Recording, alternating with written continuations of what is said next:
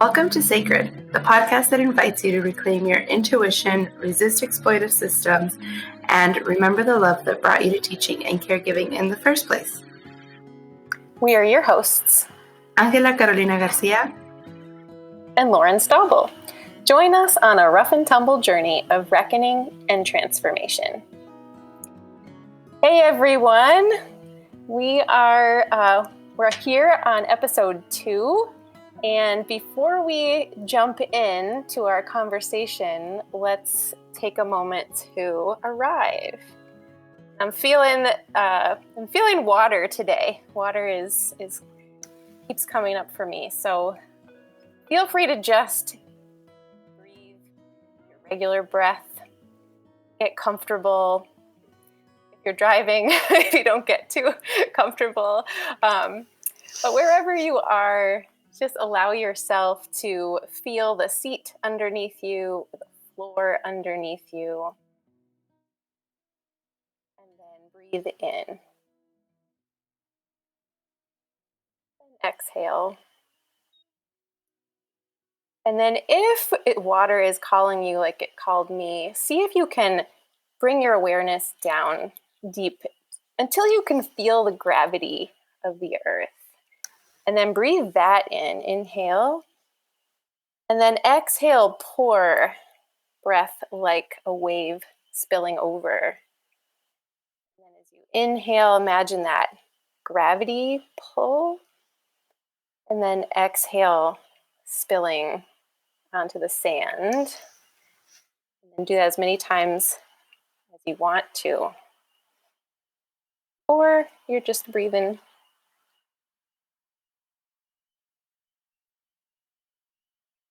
Then I will officially welcome the three of us in this podcasting room to the space.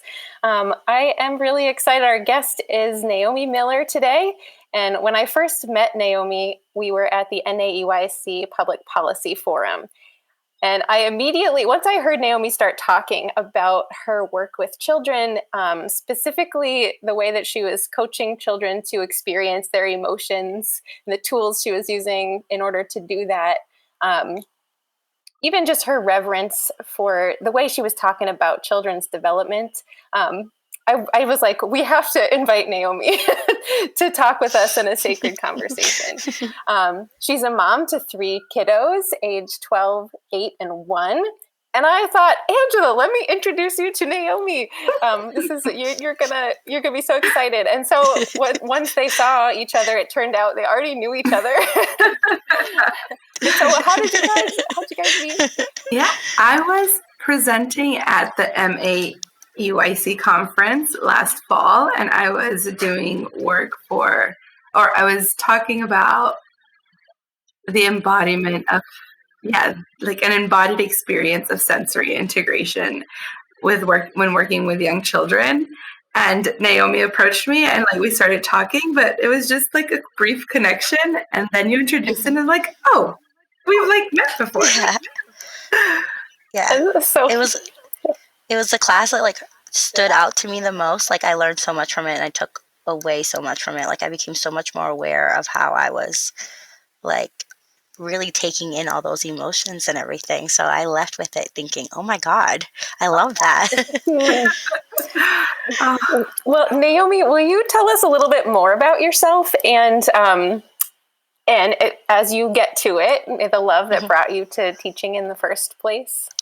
Yeah, definitely. So I'm a late bloomer, I call myself, pretty much, because I started at the Mount Wachusett Community College.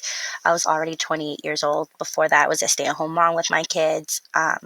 While my husband was going to school, I was supporting, staying home, taking care of my children. And I got to a point where I was getting a sense of me losing myself in staying home with my kids. And my husband's like, you need to get in touch with what makes you happy. What do you like to do? And I was like, I love my kids. I love being with them, but I don't know how to. And he's like, well, use that. So I decided to go back to school because I love being in school. And I went to my first class and I sat down. And the moment she started talking, I was like, this is it. it gave me a sense of belonging. And I would go visit centers and doing stuff like that. And I was like, this is where I belong. My first job was doing my practicum, and that's where I'm working right now. I stayed there, and I just clicked. The first day in the classroom, the first day with the kids, I came home and I was like, this is where I belong. I want to guide these children. I want to take care of them.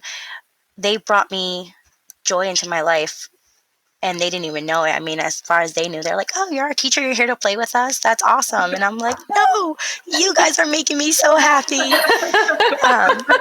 And yeah, that's how it started. Thank you for sharing that. Yeah, that's been great. It's been a great couple of years. That's so lovely. I was talking to Lauren the other day, and I was telling her I have this phrase that exists that I've had for a very long time, and it's selfish selflessness. And I don't know where, like, I've always just felt that that's the way that I also exist in early childhood. Like, I am the best person when I'm working with young children. And it's because it makes me feel good. And it's so nice that young children get to be a part of that, or like be in relationship with that version of who I am. That phrase came to me as you said that part, like, no. Yeah. Exactly. It's like they're like, oh, you're so helpful. All the parents are like, oh yeah, thank you so much. I don't know how you do it. I'm like, no, you have no idea. Like your kids are like so awesome. What you both are saying is really kind of pointing to like what really brings us together here. And I mean, I heard you say the word belonging, Nahiomy, and that word is that is a concept that is not to be like just thrown around lightly. Like it's partially unexplainable, right?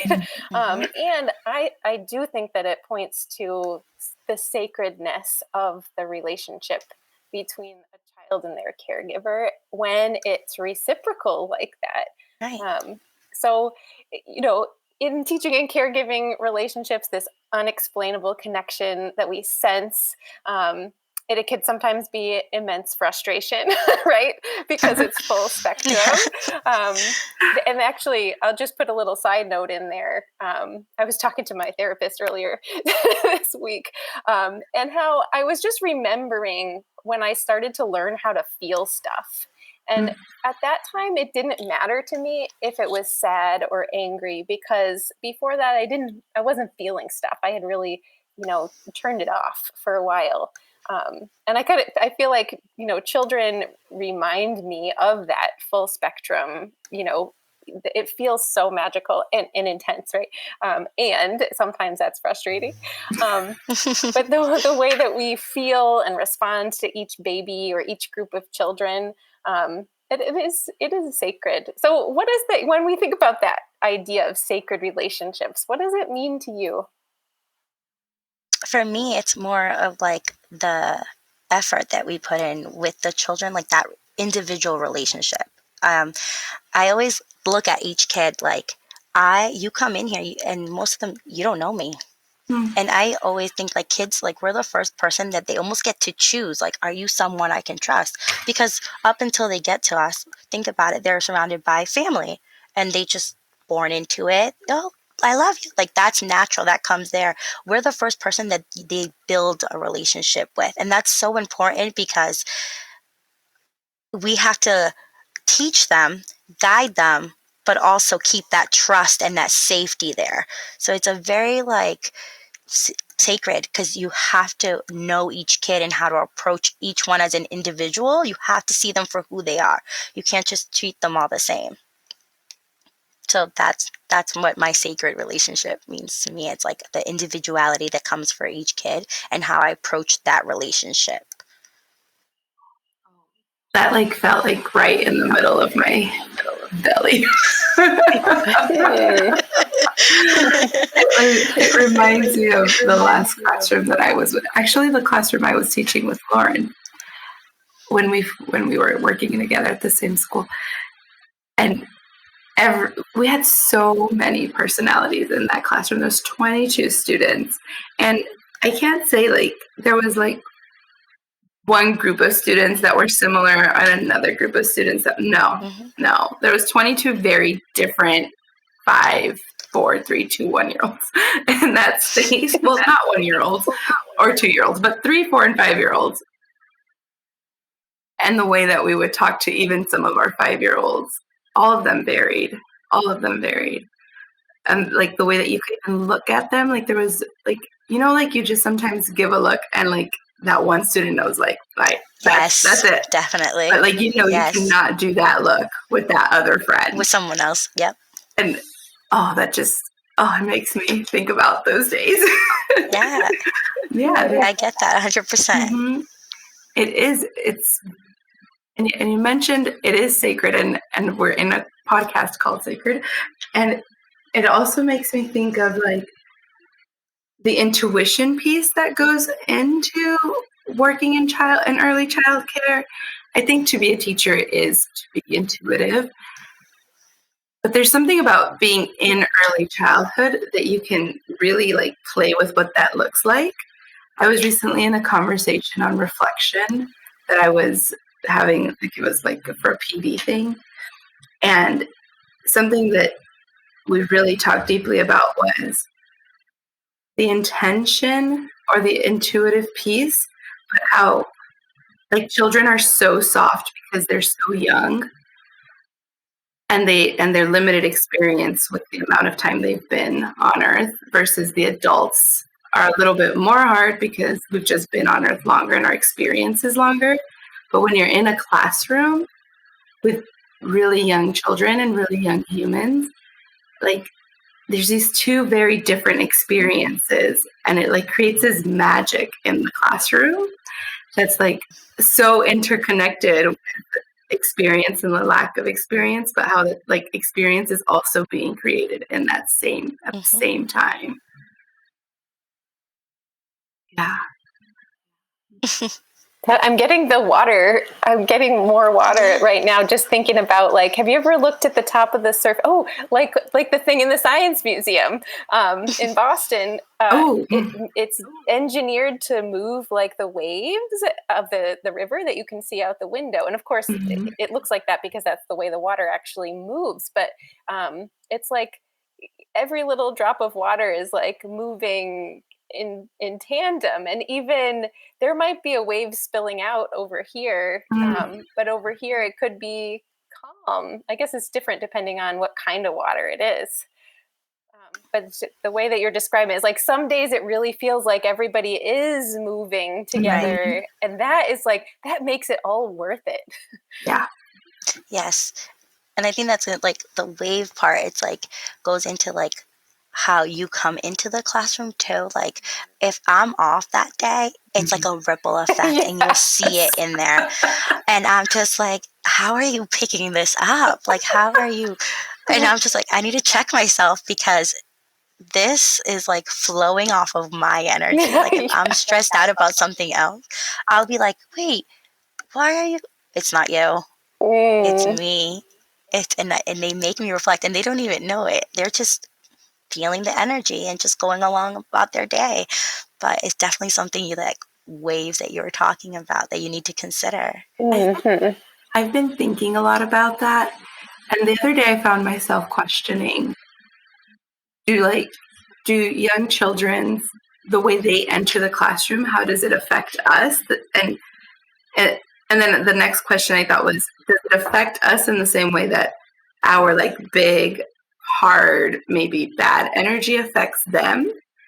Right? Like if they come in tired or if they come in a certain way, is that like the same, or is it being received the same way that they receive our tiredness or our grumpiness?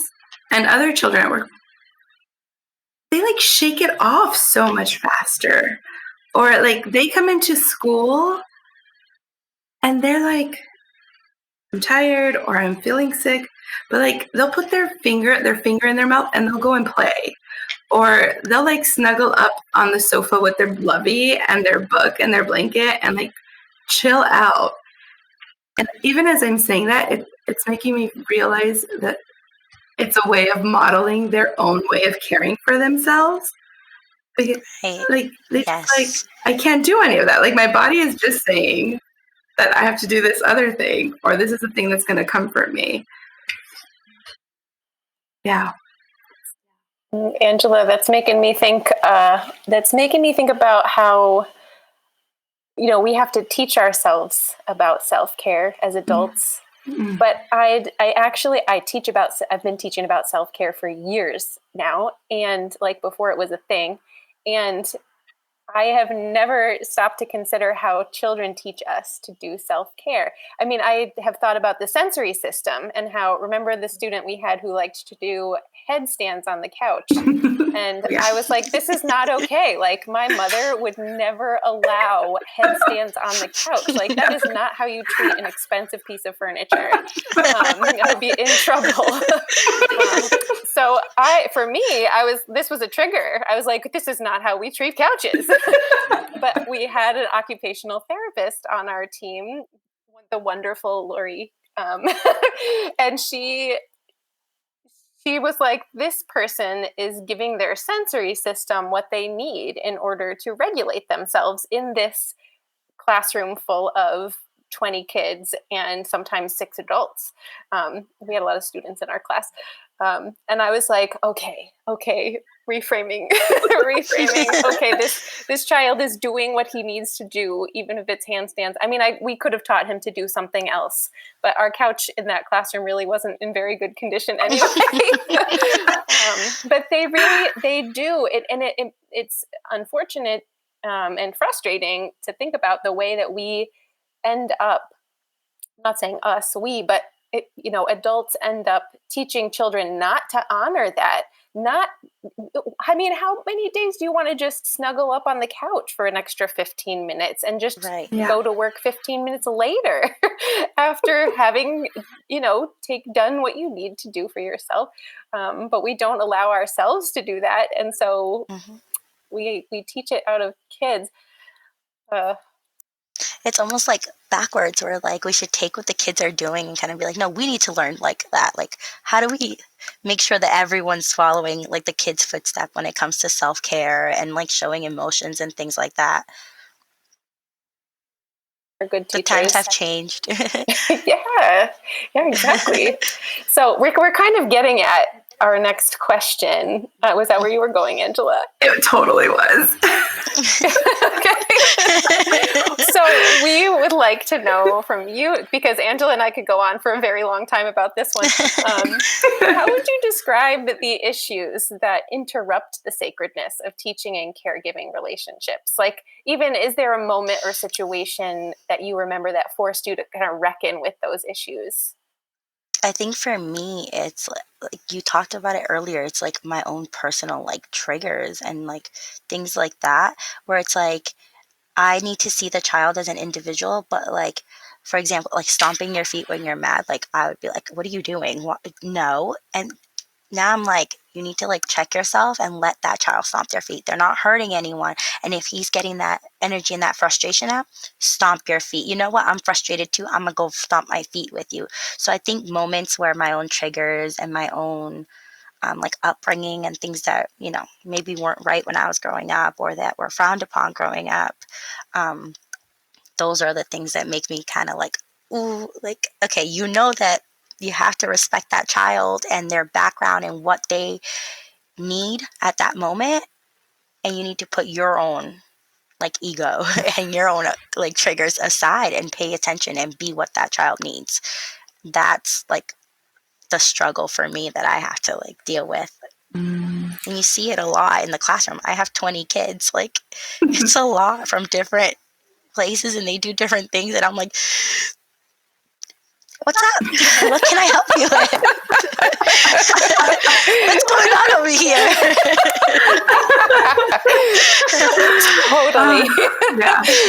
Totally. Thank you for naming that, Naomi, because that, I'm not sure that anybody who doesn't live it has a real appreciation for that thing that teachers do. And actually, we're talking about intuition, right? But so intuition is different than automatic response. So sometimes like we just go at whatever the first thing we think of was. But a teacher, this is like, this is reclaiming. This is like, okay, reclaiming is a process of transformation. not simple, it's not easy. And, we love rough and tumble play over here. It's like rough and tumble play. It's like, it is intrinsically motivated, it's vulnerable, and it's necessary. And sometimes it hurts. So, right now, the way you're talking about it reminds me of the rough and tumble aspect of a self-reflective practice. Can you tell us a little bit more about, what that's like for you? I mean, for me, I will always like take a minute at the end of the day and be like, all right, what did I do today? Like, how was it? And then I'm like, was that like my trigger? It was like, was I meeting the needs of the child at that moment? And then I make it a point for the next day, if the child like repeats it, or I make it a point to go to that child and be like, oh, you know what? Yesterday was Miss Omi kind of like mean? I'm sorry. I had a bad day. And talk to the child. Or like I said, if I was like, oh, don't stomp your feet like that, I go back and I go, I'm frustrated and I saw you doing something yesterday when you were frustrated. Can you teach me how you do that?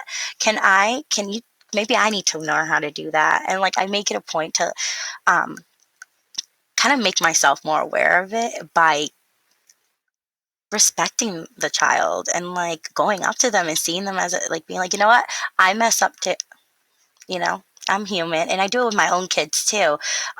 That's a whole different ball game there, because it's like I'm a mom and I'm just like, oh my god, I'm stressed out and things like that. And then but I go up to my son or my daughter and I'm like, I was out of line. And one of the main things I say to them all the time is today's the first day I am having a 12-year-old son that does this. I was like, just like every day is new to you, every day is new to me. And, if I cross the line, I don't know what I'm doing. And I'm very honest with them. I was like, I don't know what to do to help you. So let's figure it out together, because I feel like letting them know that they are respected. It doesn't matter what age a child is, they have to be respected, and teaching them that they're worth that respect. That's important. So for me, making sure if I do something that I disrespected them, I go back and I check in and say, no, I apologize, I admit it, and let's get better, let's do better. And I make sure to keep the honesty and the safety and the trust in that relationship the same way as it was. That's so powerful. It's making me think about my own relationship with my mother and the way that it's grown and its evolution. It's a very evolved relationship at the moment. Yeah. And it's also making me reflect back on what made me the most reflective, or what made me change in the way that what were the things that triggered me that existed that shifted over the course of working with young children. And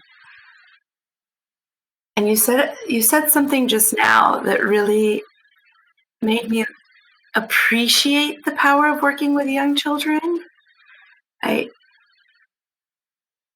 need to take a breath for it, because it's processing right now. And my dad used to say, and I was little, I must have been 12 or 14, or even to this day he'll say it, but it's like, Mija, you need to learn to be humble. Mija, you need to learn to be humble. And I remember being little and I was like, I don't know what that means. Or I do know what that means, but I'm 12. I'm 12. I don't know how else to not be humble, I guess. I don't know. But I think about his advice, or maybe at the time it was a criticism, but I choose to think it's an advice now in my adult life.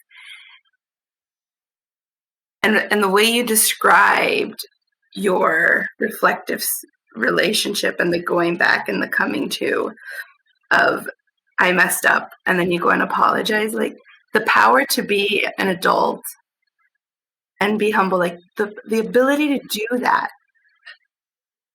and to be so vulnerable in front of young children when all they know is vulnerability, because of right. the power that they don't have, right? They don't have a power. We just pick them up and put them in the car seat, and sometimes we remember, in 2 minutes, I'm going to pick you up and put you in the car seat, but not always. And so I'm thinking about our spirituality and the way we believe. And so I'm wondering a little bit about like, how has your spirituality sustained your willingness to continue this work? I think it's like you have to, my faith relies on like you just have to have faith and hope that it's going to get better, right? So for me, these children deserve better. So I'm in the future, they are the future. They're the ones that are going to make change and all these things. They're the leaders and everything like that. I have children of my own that I hope change the world. So I can't take part of that future. I'm going to take part of it by like creating it better, by teaching them how to be better. I feel like with like looking around right now, you see so many people dealing with so many mental illnesses and like just losing faith. And I think that we need to instill that in the kids. And my hope is them, because I feel like this new generation of the kids going in, if they have that love and that care and that faith pumped into them, that optimism, that's what's going to make the future bright again. Because sometimes, I'm not going to lie, it does look bleak. And I'm like, no, like we need to, like, you get on the news and it's like, this is happening. And I'm just like, I can't. I want to maintain my rose-colored glasses for these kids, because I have faith that one day when I turn on the news, I'm going to see half of these kids out there changing the world and making it better. So they are like, I put my faith and my hope in them. Like my spirituality is them and what I do to teach them, like not ruin the innocence that they carry. Because I think that's very like powerful too. Like they're innocent, like you said, like very vulnerable, and they know how to take care of themselves, and like so maintain those good positive things that they have. And I say it all the time. I was like, they all have the potential within them. My job's just to guide them to tap into it. Like, you're going to be great, and I'm going to give you those tools to help you bring that out. I'm going to teach you how to like reach it, how to tap into it. What is it? Where is your potential? What are you going to do? I don't know. Let's explore the world. You have a couple of years here with me. Let's see what you want to do, and let's figure it out. And like, where can we take you? You know? That reminds me of a teacher once I was observing in this person's classroom, and it was a Reggio inspired classroom. And but this person had been teaching a long time and said something in passing that was like, I don't have favorite students. They're all my favorite. And I was like, what? I don't believe that. Like, how could it? That's not possible. This guy's completely lying. But that stuck with me. And I was like, there's a couple things you've said, Naomi, tonight that reminded me of that, is like the effort. Use the word effort. And I don't think about that word very often when it comes to teaching, but the way you used it was really intentional. And I think that it's that spot of like, you choose to get to know each of your students. Yeah. And you choose, and you're saying, you're my student. No matter who you are, you're my student. I know that there is something that you have the power to tap into, and I'm going to be here with you, and I'm going to guide you. And it actually, I shared this podcast with Angela the other day, but I've been doing some research on reactive attachment disorder because we're about to be foster parents, and sometimes kiddos with reactive attachment disorder come into your life. So there are a lot of, just to be honest with you, there are a lot of really depressing stories out there for families. And a lot of them end up with a child getting relinquished back to the state. So I started to feel really down about that, because I, like you, Naomi, have always been like, okay, everybody has the power to tap into this thing, whatever it is for them, right? Each of us, it might feel different for each of us. We might use different words to explain it. But it's the thing that like calls us to be our best self in our community. But I was getting pretty down about it. And I was like, what if that's not true for everybody? But then I got to this episode. She is a psychologist, and she's actually in Albuquerque, New Mexico. Dr. Michelle Coleman. And she has adopted a son at 3 years old who had already been relinquished back to the state after he'd been adopted. And he had RAD. And she and her husband figured out how to heal it in relationship. And she studies Dan Siegel's work, the neurobiology of we. So she's developed the Attachment Healing Center. And they only do therapy for children in relationship with their parents, because attachment only heals we develop it in relationship. We can't develop it out of relationship. And so they're essentially changing their brains together. But the key thing that really stuck, and I was like crying the whole time listening to this. I was like, it's true. Everybody can heal. So the thing that, right, it was such a relief. But the thing that really stood out to me was she said, sometimes it's the parent that needs to do the work before the child can heal. And the child might be ready. The child's ready, and the parent isn't. But the parent arrives where they need to be, and the reactive attachment disorder label gets dropped because they no longer display any of symptoms related to that disorder. Which I was just like, I was like sending it to Angela, and I was like, I'm gonna listen to this. But it was so inspiring, and it brought me hope again. Right. That and in faith, we had Angela was there with my husband one night at our old camp tree, and we were just discussing this concept of faith. And I think a lot of us heard that word faith, and maybe in a context where we were asked to believe something that didn't resonate with us, or maybe it was even a harmful context of some kind.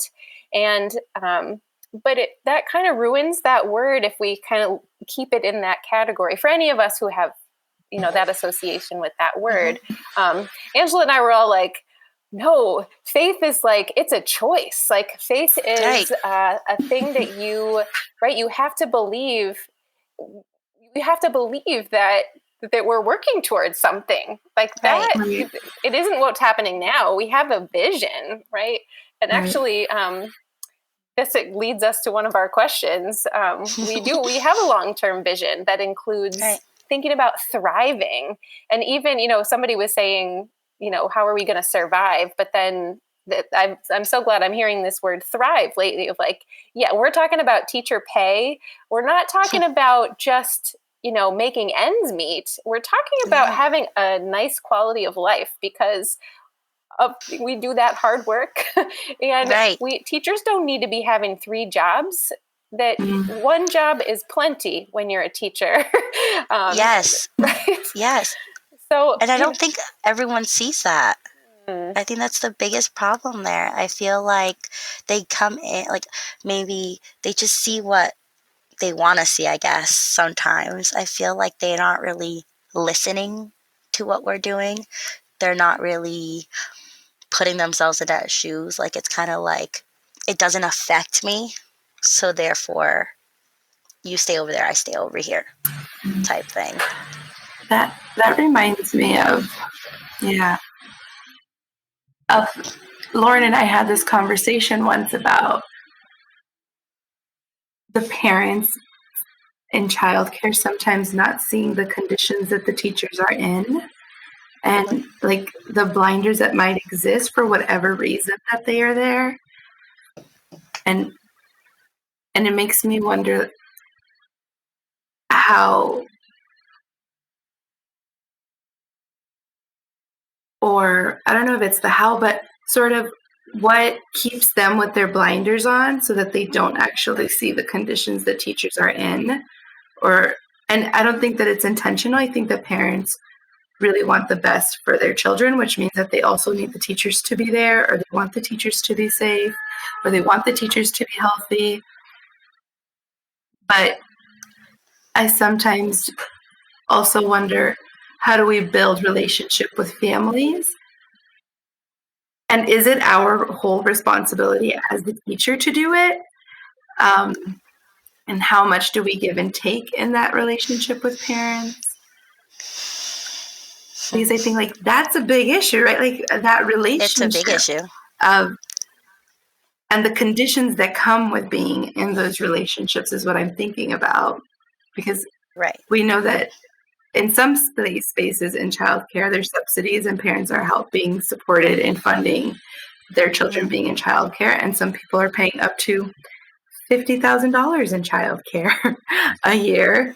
And all of that comes with conditions of the expectations of the teacher or of the administration, from the parent, or from the state or the system that provides subsidies.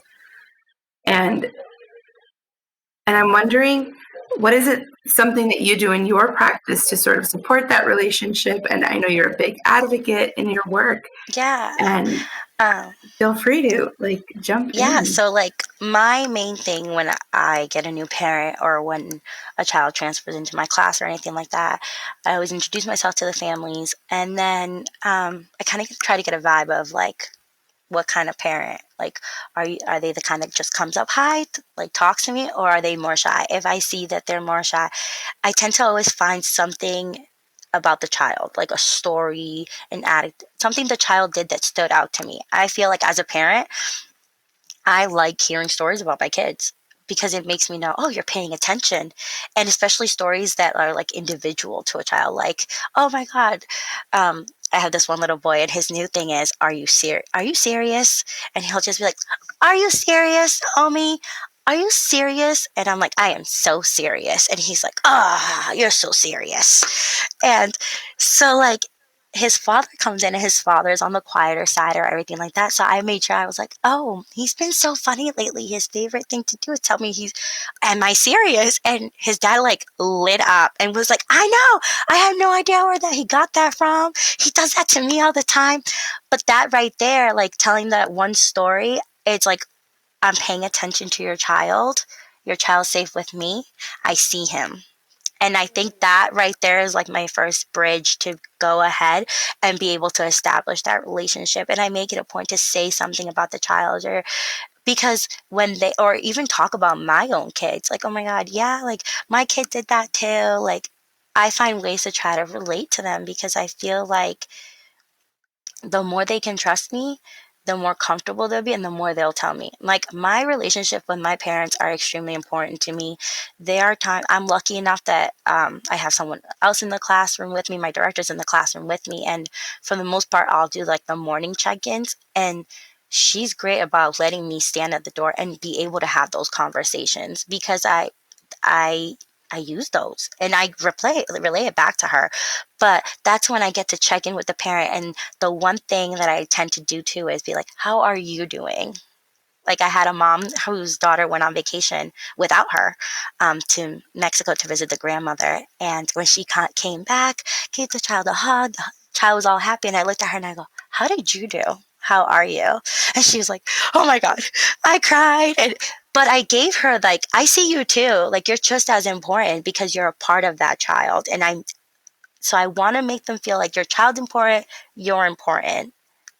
That's how I think that all relationships with the parents should be approached, because at the end of the day, you want to know about that kid.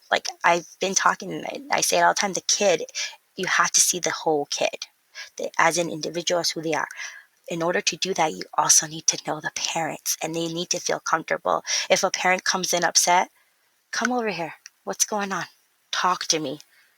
Because everything, just like they feel us, imagine how they feel if their parents upset, if their parents going through something, if something's going on in that household.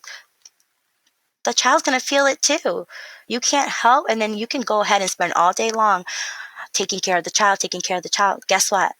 That child's going to go home, and tomorrow he's going to come back exactly the same way because it's at home. So you have to, the whole picture, it's all of it you have to work with, and you need to be able to see that. I couldn't at first. Actually, I mean, it was the year we were the year before we were teaching together, Angela. A parent came in and she was so mad that I didn't notice her haircut. And it was the first time I was like, oh, they care if I notice them. And actually, there was another parent who worked with somebody I knew, so I heard about it through the other way around. But this parent was like, she never really connects with me. She starts talking to the kids, because I always want to let the child's my first priority. But I didn't really have an appreciation for what you were just saying, Nahiomy, until I've done more research on emotions. And now when I teach families and communities, I'm asking my students to check in about how they feel at the beginning of class, because I realized, wow, this will give us a chance to see how many different emotions can be present in one room, which is what you're talking about. Like, you know, they're turns out parents are human too. They actually, I don't know if it was like, it might have been a little bit of lack of confidence in my part of like that a parent would feel like my attention was important to them. That piece took me a while. I guess that was my late blooming. I think for me, like, coming into the field being a mom, like, almost helped me be there. Like, if someone that's never had their child in childcare, like, my son started, and even though I worked at the center, even though I know my coworkers, like, I know you, my son's first day, I'd peek on the side and I'd be like, tap on the window, thumbs up. And she's like, yeah, like, I'm like, okay. Like, you know what I mean? And I trust. So imagine if I didn't know who I'm leaving my child with. Like, so it made me be like, I got to check on you a little bit extra because it's your first day or anything like that. You know, like, I see you. I did. When I had a program in my home, I got closer that way with families to see their tears, and realized that they didn't always show that in the classroom setting. Maybe it was like the informalness of a home setting. Right. I think home is almost like I feel like maybe at a center they come in and they're thinking like, oh my God, teacher's going to report me if my child's like, or things like that. I feel like that's another thing, like where parents come in on guard because they don't know what we're looking like. Like I had one mom come in, she's like, I didn't get to brush her hair today. And I'm like, I have a hairbrush, don't worry. And now I make it a point like, oh, look at her hair. We take pictures. We have like days where we do all the girls' hair and we take pictures and stuff like that. And I'm like, I get it. You ran out of the house today. Like, we get it. We're not here for that. And I think that's another thing that as like teachers, we need to be aware of, where like maybe some parents do come in with that guard up because they're like, are you judging us? That judgment, that can be such a huge barrier for those relationships. So you have to like open that up and be like, nah. And like, I've been there, done that. Don't worry about it.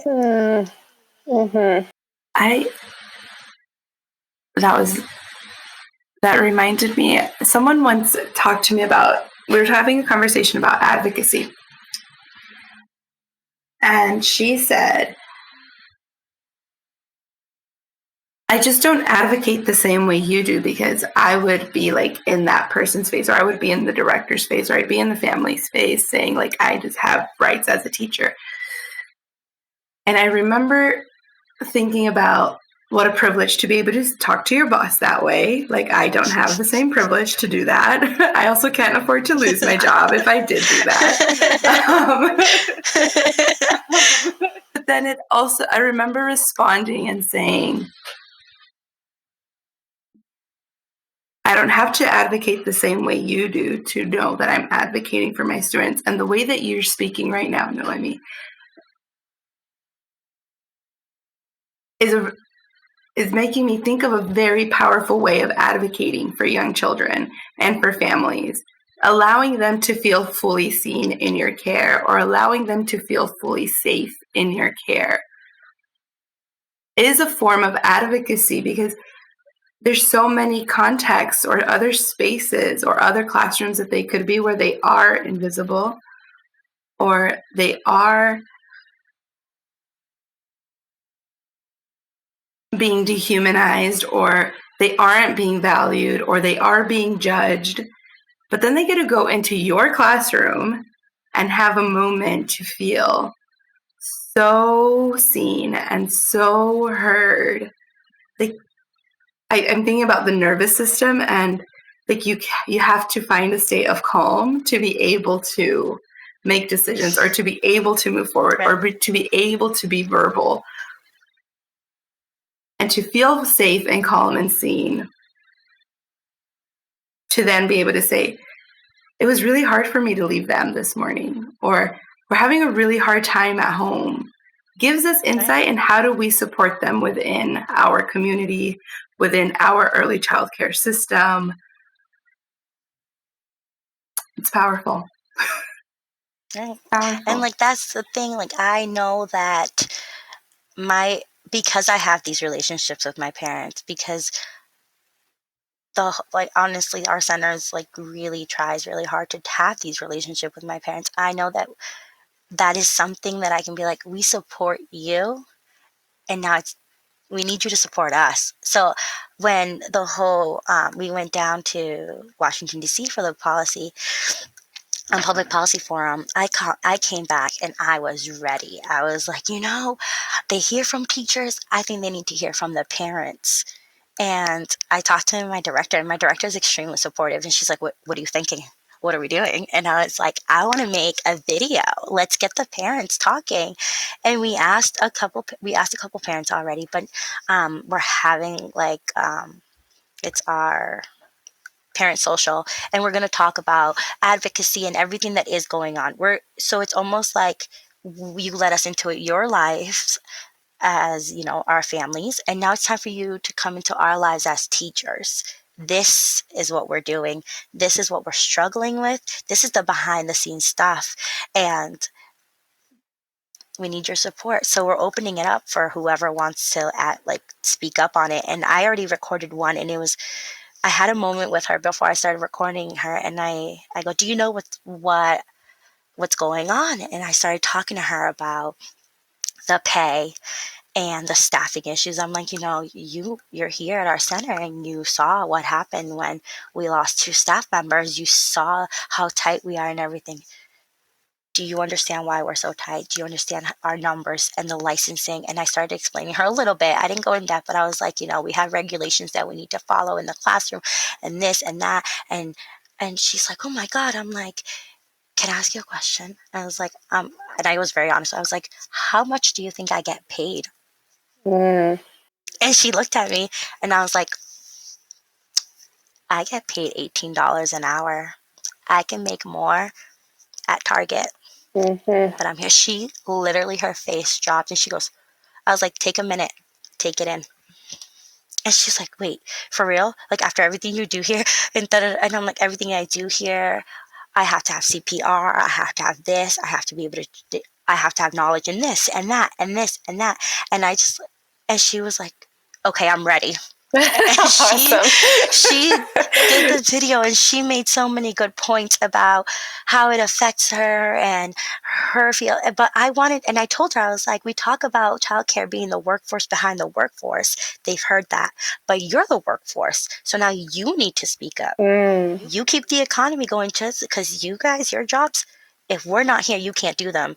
So maybe if we put into perspective about you guys not going into work because we don't want to do our job, then what? And she was like, no, if you guys close, I don't know what I would do. And I was like, speak on that. But I'm able to do this because of those relationships that I have with my parents. I can tell her how much I make because I'm very honest with them. I can talk to her about this because it also goes to show her I'm trusting you. I cannot do my job if you don't talk to me. But how are you supposed to trust me if you don't know me as a person? You need to trust me, but also respect the profession I'm in. And that's where you'll see the difference, where it's like you'll see a lot of families that trust us to watch their kids, but they don't respect us. They don't respect us as a real profession. They don't respect us or value what we're actually doing. So I think that's a really big thing for the advocacy there, and also with the relationships there to get the parents in. Nahiomy, you're pointing out something that I have thought about, but so we're thinking about this reciprocity and the symbiosis of sacred relationships. And what you're talking about is bringing the sacredness into the relationship with a parent. And that requires, we don't do this very often as teachers. That requires us to be vulnerable. Right. That if they know how little we get paid, do they lose respect for us? Right? There's there's something to lose And maybe there's something, it feels like there's something to lose, I should say. That's a perception. I think it's just because it puts us in a very vulnerable spot where it's like you're looking like, you know, like, I don't know, for me, like, you don't talk about finances, like, type thing. There's that too. So there's like that thing where it's like, oh, you're talking, but I have nothing to hide. Like, that's just, I want you to know, because then you know that I am here, not because of the money, not because I'm here because I love your children. I love my job. I'm passionate about it. And what kind of mother and what kind of role model would I be if I don't teach kids and model what it's like to do what you love? But at the same time, that doesn't mean that I don't have 3 mouths to feed. So it's like, it's all in one. Like, I deserve the pay, but I'm not here because of that. Yeah, nobody ever signed up to be a teacher because of the pay. Exactly. And what you're saying, like, whenever I've worked at a center where there's a parent board or there's parents on the board, once they find out how, you know, what teacher pay looks like from the board perspective, they're usually pretty shocked and horrified. Right. But they also know that they're paying, you know, a gazillion dollars for childcare, or they're in a publicly funded program where a grant is a grant, and that's how much money there is, and we need this many adults to be with the children. So and I feel like, you know, the workforce doesn't go to work unless we do. And I got all on my high horse the other day writing a letter to our politicians because I was like, plus we do magic. Like, what we're doing is way more important than making it so other people can go to work, right? That's just an added benefit that because we do the magic that we do, parents feel okay going to work. Like, they're like, they might even cry on their way. but that piece of, you know, there is that there's two things, right? Like, yeah, other people don't go to work unless we do, and what we're doing is so cool. It's like, and what you were talking about of like, I have this vision for the future, and thinking about what are my students, you know, who are they today, and what does that mean about who they'll be tomorrow, and what is my role in that? Exactly. And it's like, when like my preschoolers are getting ready to go to kindergarten, I have a couple of like first time moms, and they're like, oh, I'm so worried about what is going to happen. So I had one mom today, and like she's like, I don't know how this is going to go. And I go, are you going to the open house tonight? She goes, yes. I go, those teachers are there to answer your questions. You are your son's advocate. Speak up. Whatever questions you have, ask them. I'm like, you know, you need to start those relationships. Go up to them and be like, hi, I'm here. I'm going to trust you with my son. This is what I have questions for in order to feel more comfortable, because they get it, but you have to speak up. And it's funny because like, even as I'm saying it, it's like I'm teaching her and telling her how to speak up for her kid, but it's also the same thing I'm doing with her kid. Say I'm upset. Speak up for yourself. Talk about what you're feeling. Ask the questions. And it's like that right there. It's like, goes back to the whole sacred relationships do go into the parents, and they do go into the children, because it's all part of who the child is. The parents, the families, their home life, that is who the child is. And like, in order for me to do my job, which is just make sure they turn out to be great humans, I have to see them. I want them to know they are seen, they're respected, they're valued, because when they go to kindergarten and first grade and second grade and all the academics, none of that's going to matter if they don't feel important.